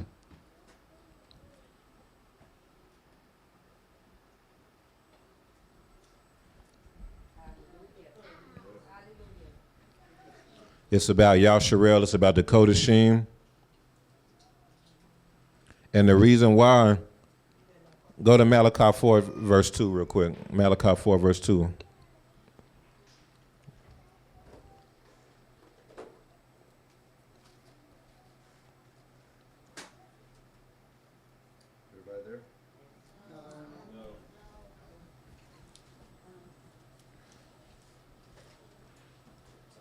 God.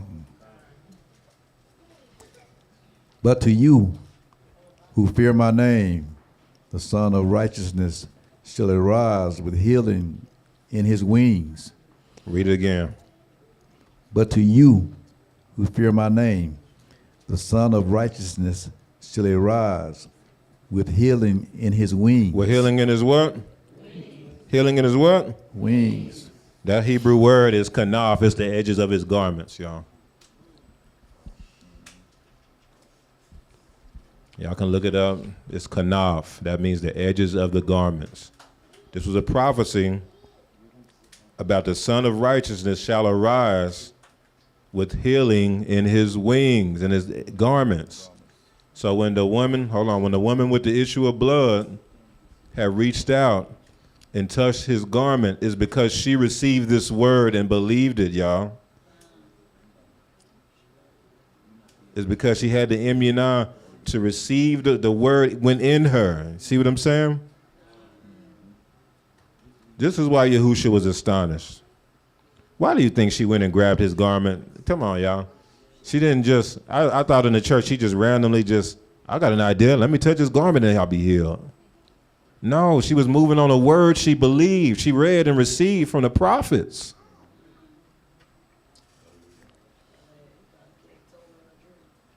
Yeah, she might have had a visitation in her dream or something, who knows? She studied the scriptures, she studied the word was going in her. And because she received the word, it bore fruit and she was able to be healed. Y'all see how this works now? That's how she was healed from the nidah. They call it the issue of blood in the King James, I think.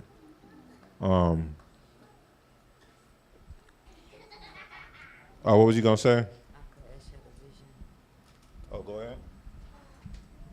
Didn't you have a vision about us on the wings of an eagle? Oh yeah, from Revelation 12. Yeah. Oh, you're talking about with healing in the wings? Oh, okay. Okay. Yeah. Interesting. All right. Let's go to Mark chapter 11. We're wrapping it up, y'all. Y'all getting tired. One more slide.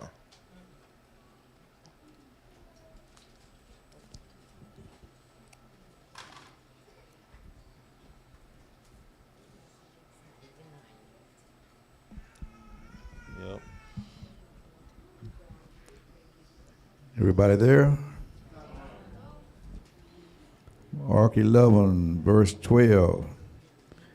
Now the next day, they had come out from Bethany. He was hungry, and seeing from afar a fig tree having leaves, he went to see if perhaps he would find something on it. When he came to it, he found nothing but leaves, for it was not the season for figs. In response, Yahusha said to it, "Let no one eat fruit from you ever again." And his disciples heard it. Y'all see this? So it was a fig tree, and the fig tree was not bearing fruit. Do y'all remember what I told y'all the fig tree represented back in the day? Y'all following this? So if you look at the fig tree, we know we had 2 fig trees for years. The fig tree, the fig tree does represent, it does look like reproductive parts, like male reproductive parts when you look at the actual fruit. And it's actually good for that. It's good for you in that realm. If you look it up, the figs is super healthy. It's a superfood, and it's very good for reproductive health, especially for males. And that's what it looks like. It looks like the part where the seed is. You know, the seed, the word, the sperm. See what I'm saying? When Adam and Eve sinned, what did they try to cover themselves with? Now it's making sense? Remember, they were naked. They realized they was naked. So what do you think they were trying to cover? Those very parts with the tree whose fruit looks like that. You see what I'm saying? That's not by coincidence, Ms. Parker. And so Yahusha come up to the fig tree not bearing no fruit. Yeah, he came, it was inspection time. And so he cursed it. And it wasn't really that it wasn't bearing fruit, because it says it was not really this, it was out of season. So it just didn't have fruit at that time.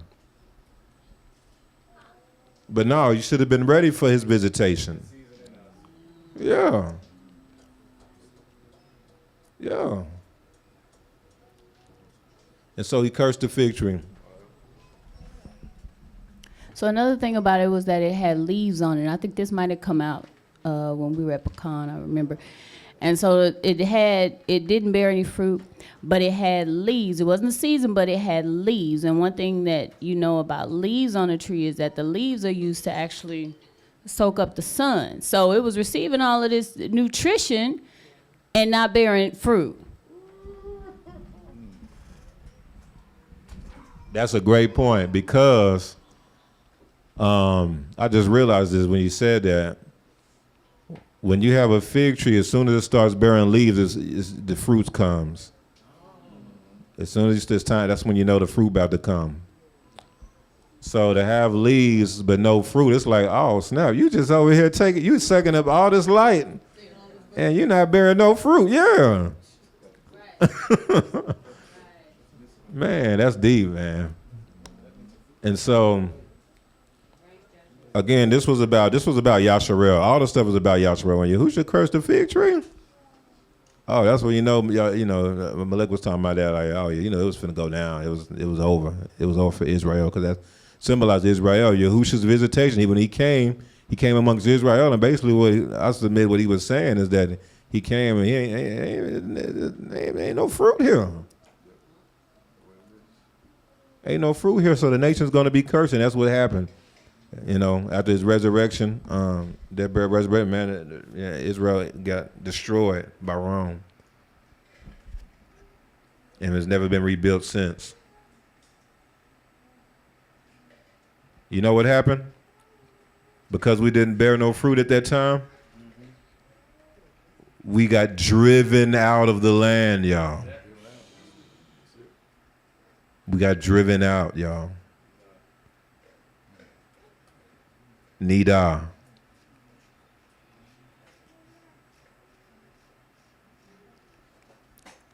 Man, y'all. And this is gonna prove it. Look at the next verse, y'all. Look at the next verse. Verse 15. So they came to Jerusalem. Then Yahusha went into the temple and began to drive out those who brought. Began to what?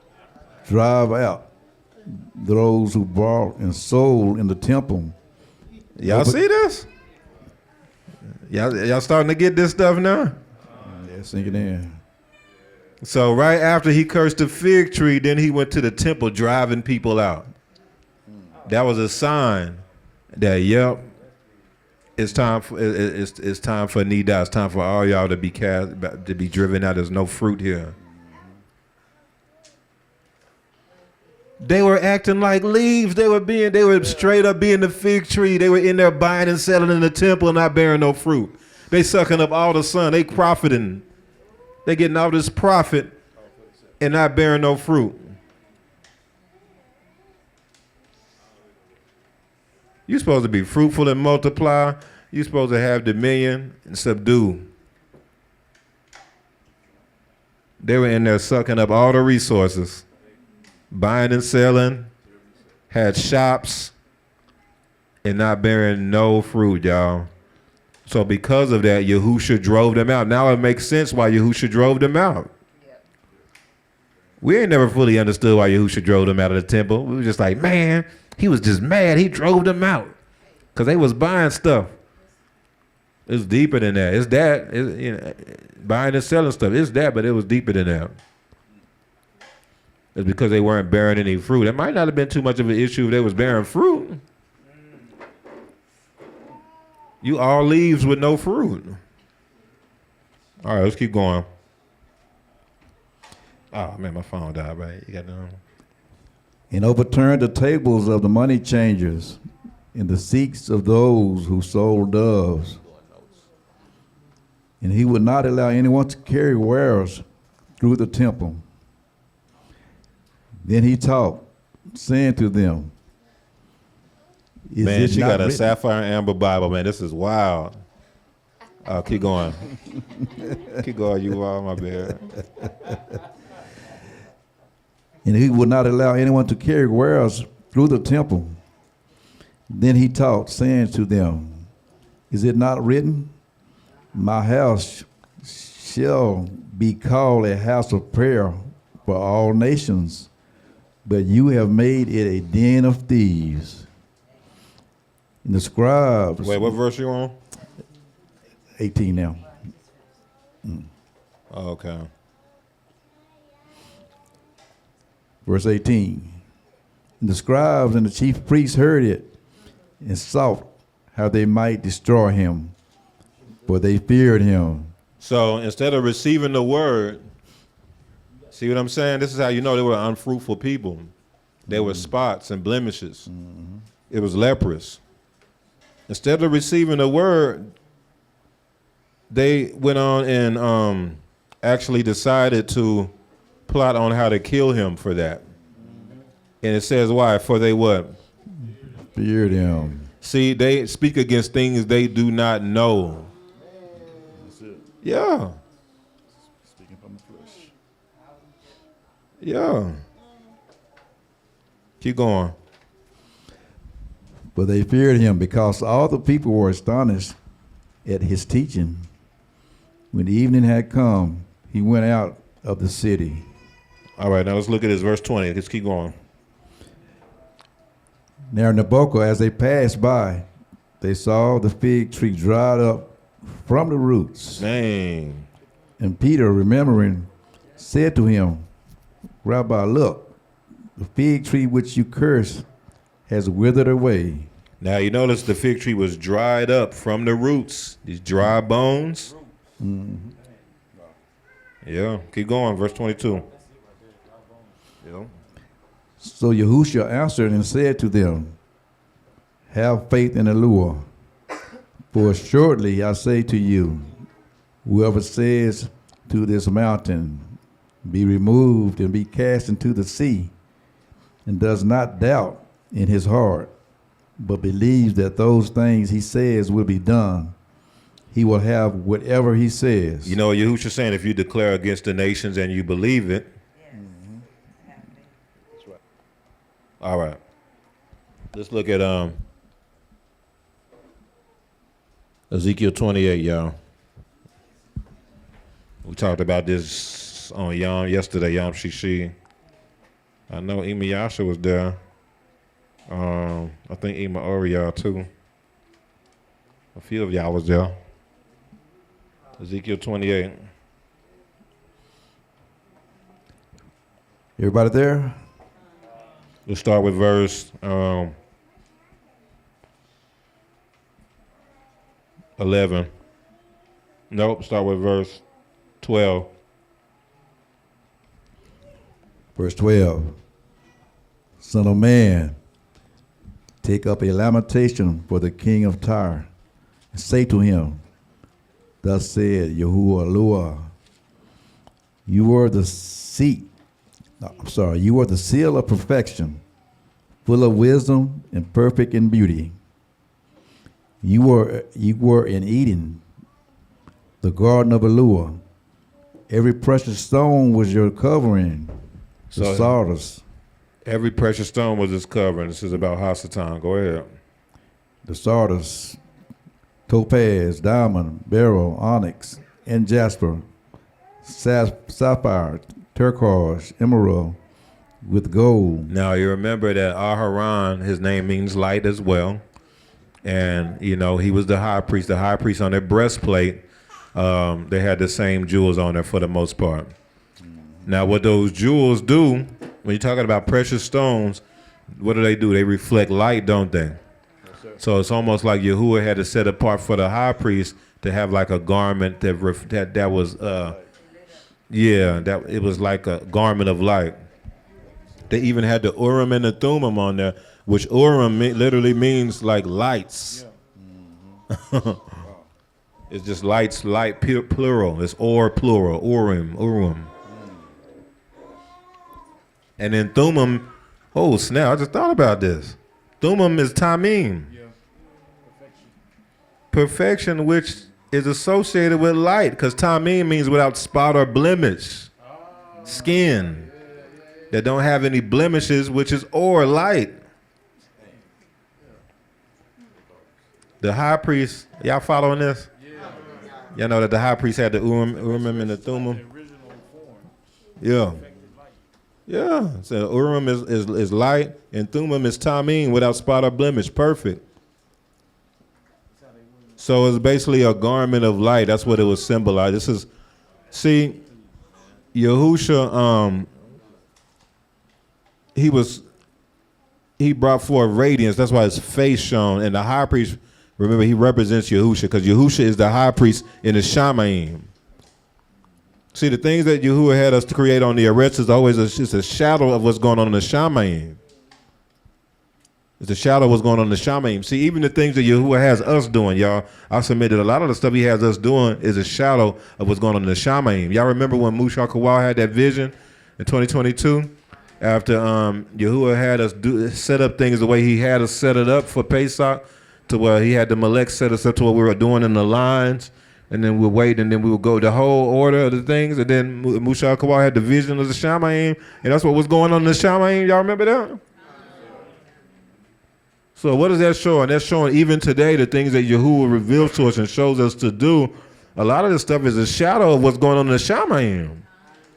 When we're sitting here trying to really show honor to each other, trying to make sure we move in order, trying to make sure we submit it, trying to make sure we bow down, say double honors, infinite honors, these things like that. You see, that's how it is in the Shamayim. We just read about how our Archangel Michael won't even speak against Hasatan, because they're so specific and serious when it comes to order, when it comes to the Shamayim.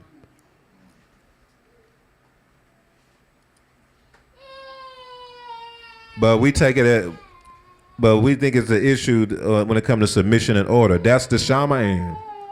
That's why Yahuwah has us moving like that, I submit to y'all. It's because we are supposed to be the people of the Shamayim, right? So if we are the people of the Shamayim, we're supposed to be ambassadors, representatives of the Shamayim on the earth. So how are we going to be representatives of the Shamayim? Oh, man. Oh. I ain't heard you cry in a minute. Wait, hold up. It's been a minute. So how are you going to be a representative of, because people say this all day and they just, yeah, we representatives of the Shamayim, yeah. How are you going to be representative of the Shamayim on the earth if you're not moving like the Shamayim? Don't even like order, but you're a representative of the Shamayim.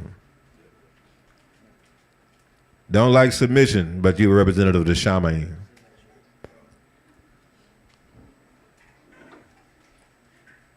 You speak against everything that you don't know and don't understand. Your default is to speak against it or to mock it, but you're supposed to be a representative of the kingdom?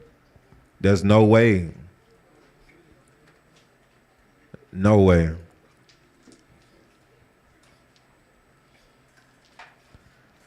So when I was when I was overseas, when I was in Germany, people automatically knew that I was from Babylon. I was from the Americas. By just how I moved, by the way, because you know when you go to these other countries, actually a lot of these other countries, they're naturally a lot more humble, for real. So they'll automatically can tell the American just from how just from the pride that a lot of Americans have, arrogance and entitlement. They be knowing right off top. Oh yeah, nah, he's American. Oh yeah. Oh man, especially the Americans from the other nations, boy. They be going to these other countries, man. They be expecting the customer service. Go to Mexico and think they're going to get the same customer service as in America. And when they don't get it, where's your manager? Wait, hold on. Where's your badge? What's your name? They like, man, I mean, they don't care. Whatever. Like, bruh, in Mexico, their customer service ain't like that, bruh. They don't care about you like that. I'm going to report you to the manager. They'll get their manager. Their manager like, oh, ¿cómo? Yeah, no habla inglés. They don't care. It was so funny when we was in Augusta, though, boy. That was hilarious. So we went to Augusta when we went for the winter trip, right? So Augusta, I was surprised, but Augusta, I think Augusta might be like mostly black. I think the whole city, at least where we was at, it just seemed like it was mostly black. And so at least at the airport, everybody there was black for the most part that worked there. And so we there, and I go to pick up my the rental car. They like, yeah, we don't have it. Like, what? Yeah, we don't have a rental car. I'm like, man, but I reserved it. I had reserved it like weeks ago. Like, I know, I see that you reserved it. We don't have a car. I'm like, man, what are you talking about? Like, for real? Like, this was unheard of. This wasn't a bootleg rental place. This is like Hertz. And but I didn't get married. I'm just like, okay, all right.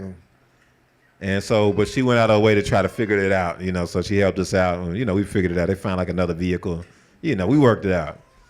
And then when the van came in the next day, I went on and picked it up. So when I came in, I think it might have been a couple of days later. We came back to pick up the van, and it was these white guys there. They was flabbergasted. How do you not have the car when we reserved it? Oh man, I was cracking up. It was funny because the people that worked there, they was just, I don't know what to tell you. I don't know. We don't have it. I was like, oh. And I'm talking, we talking, these are our people, you know, these Hebrews working there. They didn't care nothing about your customer service. They're like, yeah, who can I call? I'm gonna report y'all and this and that. They're like, man, I don't know what to tell you. I'm the manager. You know, we don't have a car. And I just see the dude, he pacing, he all mad, he on the phone. I'm just trying to get my car. They had my car. I'm just sitting back here quiet like this. And he pacing, he's like, I've never experienced this ever in my life. This is foolishness, this is crazy. Cause y'all know Augusta Airport, it's probably about the size of this building, y'all. It's just Oh, I didn't know they had 3 gates. Well, I thought they might have about 1 or 2. I think maybe 2, yeah. I don't know they had no 3 gates. Okay. But we should be, because of our order, because of the way we move in humbleness, because of the way we move with each other, because of the way we move with our honor. It should automatically, but people shouldn't even have to even talk to us and be able to see that, man, that's something, hold on. It's something different about these people. It's like they from a whole totally different place. Where are y'all from? Who are y'all? Like, we are the people of the Shaman. And Yahuwah's gonna make sure we don't make him look something different than what he about. For real. We are representing him on the earth. And he not gonna let us be representing him the wrong way. We got his name. He sealed us. He put his name on us. And so when you move day to day, it's a kavod that's supposed to come off you that make people be like, man, hold on, I ain't seen no people like this. Like, who are y'all? Y'all feel what I'm saying? All right, keep going. Let's wrap it up. The workmanship of your timbrels and pipes was prepared for you on the day you were created. Okay. You were the anointed cherub who covers. I established you. You were on the holy mountain of Allure. You walked back and forth in the midst of fiery stones. So he was on the Kodesh mountain of Allure. That means he was in the kingdom. He was up there. Verse 15. You were perfect in your ways from the day you were created till iniquity was found in you. So he was through until there was an unclean thing in him. You see that? So there was an unclean thing in him. Then what happened then? By the abundance of your trading, you became filled with violence within, and you sinned. By the abundance of what? You're trading. What is trading? Isn't that business? Isn't that buying or selling? Remember when Yahusha cursed the fig tree, and then what did he do? He went to the people that were doing what? Trading in the temple, right? And what did he do? It said, the scripture say he drove them out, right? Yes, sir. Okay, let's see what it says here about with Hasatan. Read verse 16 again. By the abundance of your trading, you became filled with violence within, and you sinned. Therefore, I cast you. I did what? I cast you as a profane thing out of the mountain of Allure. Just like when Yahusha saw, because of the trading of the people in the temple, he cast them out. He drove them out. Man, it's deep, man. Yeah. Let's keep going. And I destroyed you, O covering cherub, from the midst of the fiery stones. Your heart was filled up because of your beauty. You corrupted your wisdom for the sake of your splendor. So there was pride. Your wisdom was corrupted for the sake of your splendor. You was a leaf not bearing fruit. Keep going. I cast you to the ground. I laid you before kings, that they might gaze at you. You defiled your sanctuaries by the multitude of your iniquities. You can leave it at that. So this is the point. Y'all, listen. Listen, y'all.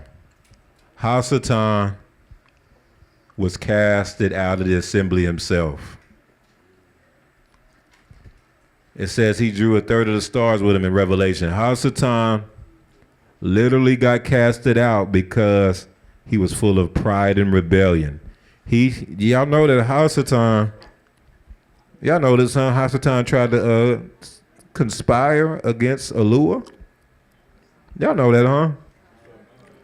He tried to stir up a rebellion against the Most High.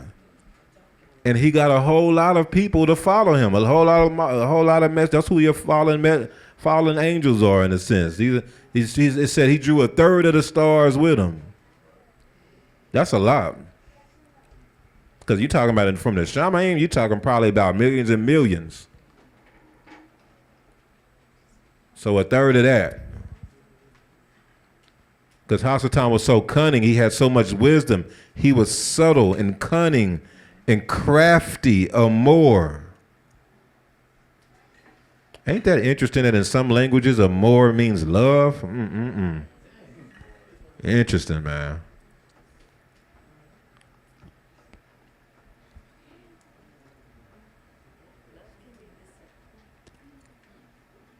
And he, because of that, because of his rebellion, he was casted out of the assembly of Yahuwah. He was casted down out of the mountain of Eluah. So listen, after he was casted down, then he became an adversary to all of Yahuwah's people. That's why he's called Hasatan, the adversary. He was casted out, and instead of just being casted out and chilling, no, then he tried to become an adversary to all of the Most High's people. That is what is going on today. That's what's going on. When somebody, think about it, you got somebody in the assembly, they start moving in rebellion. They start trying to, they start gathering people to themselves to come against the leadership, come against the heads, speaking against the Maleks, going against the order continuously. Try to strive with them, try to work with them, do well for a couple of months, and then going back against it. So because of that, they get driven out of the assembly. And instead of just going quietly, trying to repent and hope Yahuwah will give them another chance to at least have some sort of relationship with the Most High, something, humbling themselves, they get casted out and then decide to become an adversary towards Yahuwah's people. If that ain't Hasatan, I don't know what is.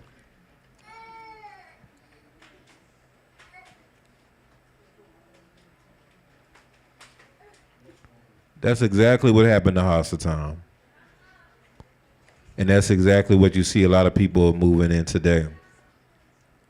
How are you going to try to be an adversary against what we're doing? Be an enemy.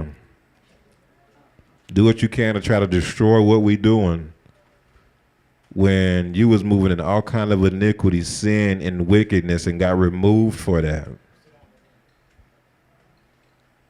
Only people who do that, only person in the scriptures, well, the primary person who did that was Hasatan. All right, y'all keep that in mind. All praise to the Most High. My bad.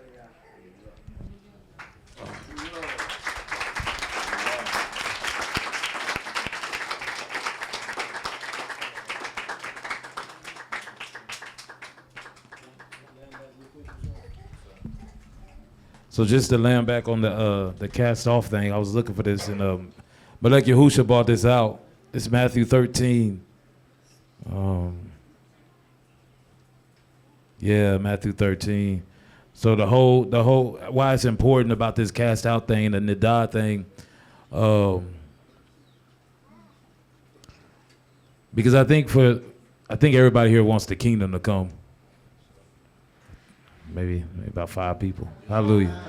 That's fine. No, it's too late. Hallelujah. 5 people. Praise Yahusha. I'm talking to y'all 5. Matthew 13, verse 40. Therefore, as the tares are gathered and burned in fire, so it will be at the end of this age. The Son of Man will send out his Malachim, and they will gather out of his kingdom all things that offend and those who practice lawlessness. So it goes back to like this is really a parable about seeds. I just didn't read it off of time. Verse 42. And will cast them into the furnace of fire. So there's the whole concept of being cast out. Therefore, there will be wailing and gnashing of teeth. Then the righteous will shine forth as the sun in the kingdom of their Father. So what's required for the kingdom to come is for those who practice lawlessness and who offend and who are scabs and who cannot hold on to a word to be cast out. Wait, hold on. No, that's it. No. Hold on. No, that's perfect because that goes back to the breakdown of nidah. That's it. So nidah is about the seed having access to revelation, but it's through the casting out and the driving out of those who are not fruitful is what opens up the seed to have that access to the revelation. You see what I'm saying? And then that leads to dominion, That's why Nidda is related to Rada, because it leads to dominion. That's why it says then the righteous will shine forth like the sun once the process of the nidah is done. It's happening. God, now that's it. That's verse 43. It says, then the righteous will shine. So after all these people have been cast away, after all these seeds who did not bear fruit, I should have started at 37 because he talks about how he who sows the thub seed is the son of Elua, the son of man. The field is the world. The good seeds are the sons of the kingdom. The thub seeds are the sons of the kingdom. But the tares are the sons of the wicked one. It goes back to, like you said, to nidah and being able to bear the seed. But once these things are cast out, then the righteous will shine.